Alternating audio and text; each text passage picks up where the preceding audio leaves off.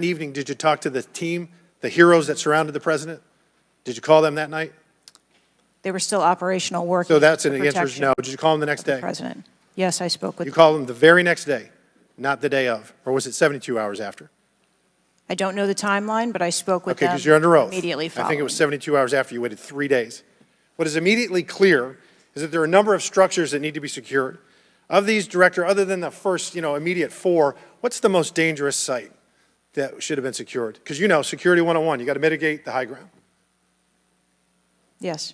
Okay. Do you know what the next most dangerous site, what was the closest structure to the president, other than the 4 immediate ones that you had your counter sniper teams on?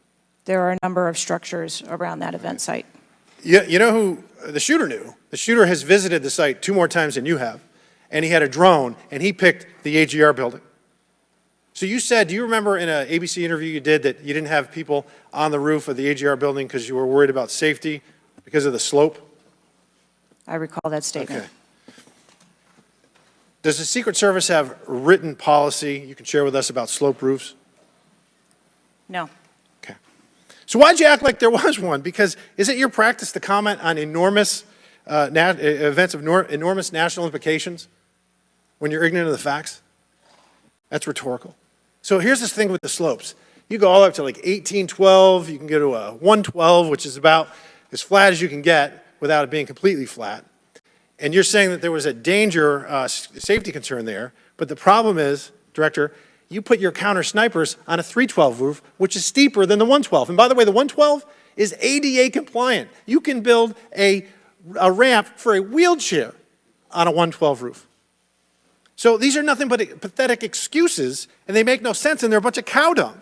All the law enforcement I've spoken with over the last 9 days are amazed that the AGR rooftop was not secure. And you want to know why? Because it's dangerous. I have never had any long gun training in my life. I own an AR-15, and last time I shot it one time my whole life. It was 6 years ago. That is until Saturday, where we recreated the events in Savoy, Texas, where we recreated what happened in Butler. I was lying prone on a sloped roof at 130 yards at 6:30 at night. And I knew that he had a scope. I didn't know what kind, red dot or magnified. So I shot 8 rounds from both. You know what the result was? 15 out of 16 kill shots. And the one I missed would have hit the president's ear.